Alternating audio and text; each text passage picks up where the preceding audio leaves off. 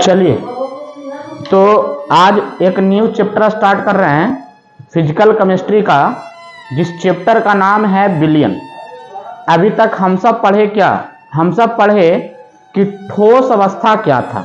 एक चैप्टर खत्म हुआ, अब दूसरा चैप्टर स्टार्ट होने जा रहा है बिलियन। तो जिन जिन छात्राओं को अगर लगा है कि ठोस अवस्था छूट गया, एक आध क्लास 2 क्लास या रिवीजन करना चाहते हैं, तो आराम से YouTube channel R chemistry classes Ranjit sir पर जाइए और वहां पे आपको सॉलिड स्टेट प्लेलिस्ट में मिलेगा। उसमें आप सब वीडियो को देख सकते हैं और उसको रिवीजन कर सकते हैं। उतना ही नहीं, पूरे ऑर्गेनिक का भी वीडियो डाला हुआ है, तो आप उसको देखिए, रिवीजन करिए और अच्छा लगे तो सब्सक्राइब, लाइक और शेयर जरूर करिएगा। तो चलिए, आज सेकंड चैप्टर है बिलियन।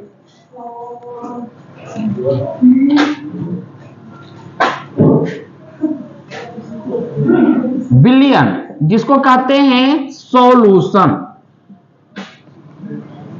क्या कहते हैं? सॉल्यूशन।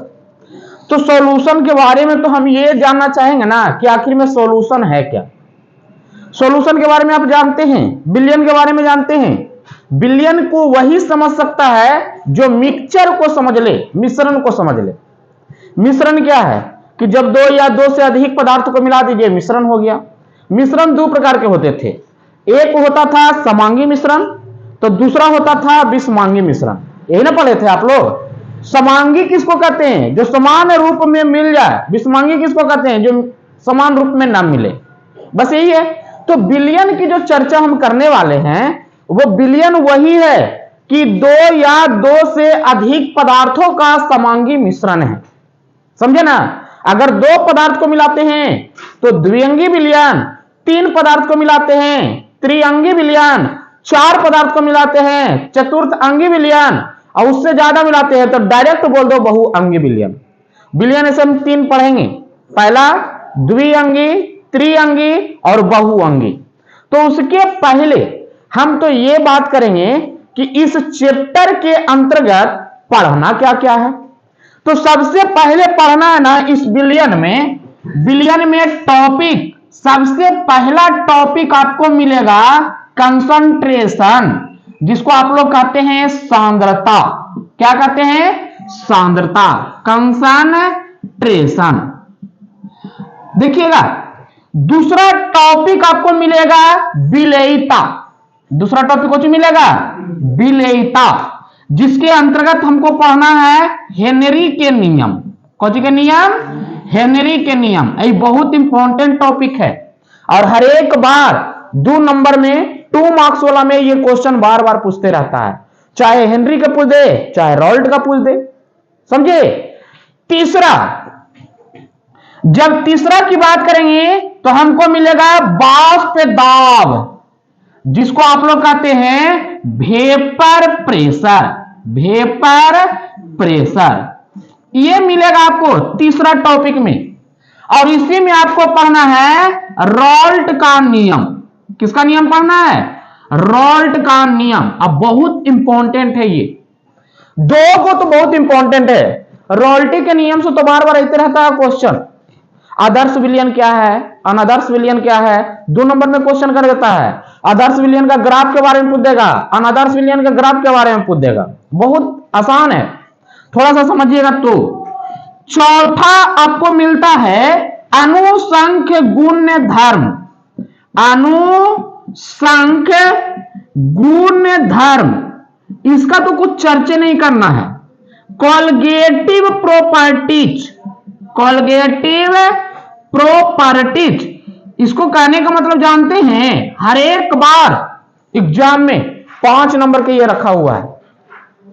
हर एग्जाम में, कोई साल का एग्जाम हो केमिस्ट्री का, उसमें 5 नंबर ही आएगा। 5 मार्क्स में ये क्वेश्चन रहते हैं। हाँ, क्वेश्चन रहेंगे किससे? तो देखिएगा, इसमें 4 टॉपिक पढ़ना है। पहला पढ़ना है वाष्प दाब में अपेक्षिक अवनवन। अपेक्षिक अवनवन, समझे? जिसको हम सब कहते हैं अंग्रेजी में lowering in lowering in vapour pressure, direct short में लिखते हैं वीपी, वेपर प्रेशर। दूसरा पढ़ना इसी में, दूसरा टॉपिक अनुसंख्य गुण धर्म का है। क्वथनांक में उन्नयन, क्वथनांक में उन्नयन, उन्नयन जिसको कहते हैं elevation in boiling point, elevation in boiling point. देखिएगा ये सब टॉपिक है, बहुत जबरदस्त टॉपिक है, सॉल्यूशन का ये सब टॉपिक है। तीसरा पढ़ना है सी में हिमांक में अवनवन, हिमांक में अवनवन, समझे, जिसको हम सब कहते हैं depression, depression in freezing point, in freezing point, freezing point.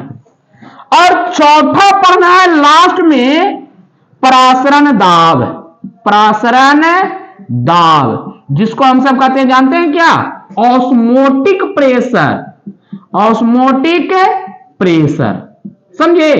तो आप लोग एकदम दिमाग में बैठा लो और दिमाग में अटा भी लो कि हर बार ये 5 मार्क्स का एक क्वेश्चन आएगा, इसमें कोई डाउट नहीं है कहीं भी। ये चारों टॉपिक में से कोई एक टॉपिक एग्जाम में हम उठा के डायरेक्ट देता है, डायरेक्ट कह देगा अनुसंग गुणधर्म से क्या समझते हैं, ये बाष्प में अपेक्षिक अवनमन से क्या समझते हैं, क्वथनांक में उन्नयन से क्या समझते हैं, हिमांक में अवनमन से क्या समझते हैं, परासरण दाब से क्या समझते हैं, प्रूफ करें, फॉर्मूला व्यंजक प्राप्त करें। तो इस तरह के क्वेश्चन 5 नंबर में देता है। इसको जब तक नहीं क्लियर करिएगा क्लियर नहीं होगा, समझे। और लास्ट टॉपिक जो आपको पढ़ना है वांट ऑफ गुणक, वांट ऑफ गुणक जिसको हम सब कहते हैं, जानते हैं क्या, वांट्स ऑफ फैक्टर, समझे। इससे भी क्वेश्चन बार बार दे देता है, 2 नंबर के क्वेश्चन इससे भी कर देगा। देखिएगा इससे तो ऑब्जेक्टिव क्वेश्चन करते रहता है बार बार, हर एक बार 2 गो 3 गो ऑब्जेक्टिव क्वेश्चन इससे डाल देता है वांट्स ऑफ गुणक से। तो इतना जितना भी टॉपिक लिखे बहुत इजी टॉपिक है। हाँ इसी में थोड़ा सा चलेंगे। ये टॉपिक से तो आप लोग पहले भी परिचित थे, सांद्रता की बात जो कर रहे हैं कंसंट्रेशन का, इससे पहले भी परिचित थे। तो शुरू करने से पहले हम तो बात यही कहेंगे कि अगर आप लोग सॉलिड स्टेट का वीडियो नहीं देखे, सॉलिड स्टेट का क्लास छूट गया है, तो आप R chemistry classes Ranjit sir YouTube channel पर जाइए और प्लेलिस्ट में उसका टोटल वीडियो है, देखिए और उसको लाइक सब्सक्राइब करते रहिए, स्क्रीनशॉट करिए। तो अब बात करते हैं कि विलयन की सांद्रता को ज्ञात कैसे करते हैं। मेन बात यह है, तब विलयन की सांद्रता 2 विधि द्वारा ज्ञात होती है। देखिएगा विलयन जो है ना डिपेंडेंट होता है, जैसे देखो सांद्रता की बात कर रहे हैं बुआ कंसंट्रेशन का, तो कंसंट्रेशन जानते हैं 2 वर्ड पर डिपेंड करता है। पहला है आयतन संबंधी, पहला कौन है, आयतन संबंधी, और दूसरा है द्रव्यमान संबंधी। देखो आयतन मतलब वॉल्यूम, आयतन मतलब वॉल्यूम, और द्रव्यमान मतलब मास या वेट, मास या वेट। एक बात ध्यान देना, यहीं से तो एक क्वेश्चन है क्लियर। क्वेश्चन कभी कभी आ जाता है ना कि निम्नलिखित में तापमान पर निर्भर कौन करता है, तो तापमान पर निर्भर वही करेगा जो आयतन संबंधी होगा। जैसे सुनिएगा, कभी कभी आप सुने होंगे कि जब हम टेम्परेचर देते हैं तो उसका आयतन धीरे धीरे धीरे धीरे धीरे बढ़ता है, और जब टेम्परेचर कम करते हैं तो उसका आयतन धीरे धीरे कुछ होता है, सिकुड़ता है। देखिएगा एक सिंपल सी बात, अगर जो गर्म पानी को किसी कंटेनर में रख लें और ऊपर से बैलून के द्वारा ढक दें, ठीक है। अब बताइएगा नीचे से अगर टेम्परेचर देंगे तो भाप निकलेगा, भाप निकलेगा तो बताना क्या होगा, बैलून धीरे धीरे फैलेगा कि नहीं फैलेगा, समझ में आ रहा ना। तो वही चीज है कि आयतन जो है टेम्परेचर पर निर्भर करता है और द्रव्यमान टेम्परेचर पर निर्भर नहीं करता है। तो यहां पर डायरेक्ट लिख रहे हैं ना कि ये तापमान पर निर्भर करते हैं, कौन करते हैं, निर्भर करते हैं। और ये तापमान पर निर्भर नहीं करते हैं, निर्भर नहीं करते हैं। तो सोच लो, यहीं से तो एक क्वेश्चन हमको क्लियर हो गया। अब निर्भर कौन कौन करता है जिससे हम सांद्रता को व्यक्त कर सकते हैं। तो पहला आता है इसमें W/V, प्रतिशत W/V, जिसमें आयतन लग जाए वो निर्भर करता है। इसको कहने का मतलब W/V का मतलब हुआ द्रव्यमान बटा आयतन, द्रव्यमान बटा आयतन। W मतलब वेट, V मतलब आयतन, वॉल्यूम, तो द्रव्यमान बटा आयतन। देखो इसमें आयतन लगा कि नहीं लगा। दूसरा की बात करते हैं इसी में, प्रतिशत V/V, प्रतिशत V/, जिसको आप लोग कहते हैं आयतन बटा आयतन। क्या कहते हैं, आयतन बटा।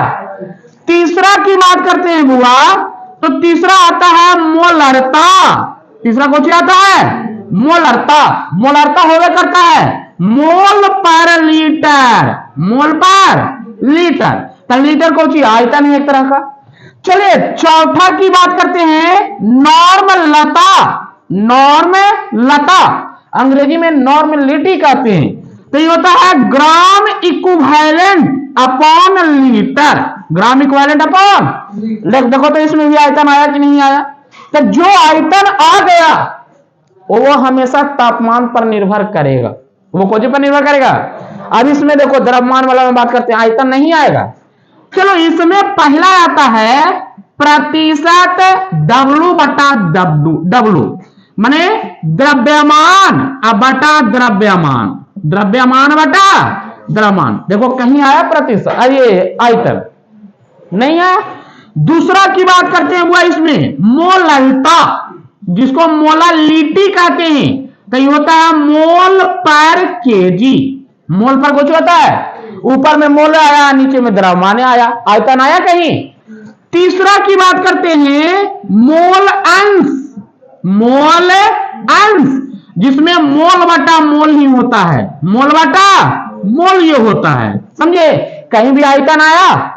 और चौथा होता है PPM, समझे, इसको बोला जाता है, जानते हैं क्या, PPM को क्या बोला जाता है, पार्ट पर मिलियन, पार्ट पर मिलियन। तो इसमें भी आयतन की जरूरत नहीं होती है। तो आपको एक क्वेश्चन तो यहीं पर क्लियर हो गया। ऑब्जेक्टिव क्वेश्चन रहेगा ना कि निम्नलिखित में कौन तापमान पर निर्भर करता है। ए में रहेगा प्रतिशत W/W, बी में रहेगा मोललता, सी में रहेगा मोलरता और डी में रहेगा मोल अंश। निर्भर कौन कर रहा है बुआ, मोलरता। कौन कर रहा है, कहेगा निम्नलिखित में कौन तापमान पर निर्भर नहीं करता है। पहला में रहेगा प्रतिशत W/V, V/V, तीसरा रहेगा नॉर्मलता और चौथा रहेगा मोललता। तो कौन हो जाएगा, मोललता। तो इस पे ध्यान दीजिएगा, इसमें लड़का लोग कंफ्यूज हो जाता है। ये दोनों में देखने में लगता है कि दोनों एक ही है, लेकिन एक ही नहीं है। ये मोलरता है तो ये मोललता है। और 11th क्लास में तो इसको बहुत अच्छी तरह से पढ़ाए थे, नहीं पढ़ाए थे। तो जल्दी जल्दी इसको स्क्रीनशॉट लीजिए, लाइक करते रहिए।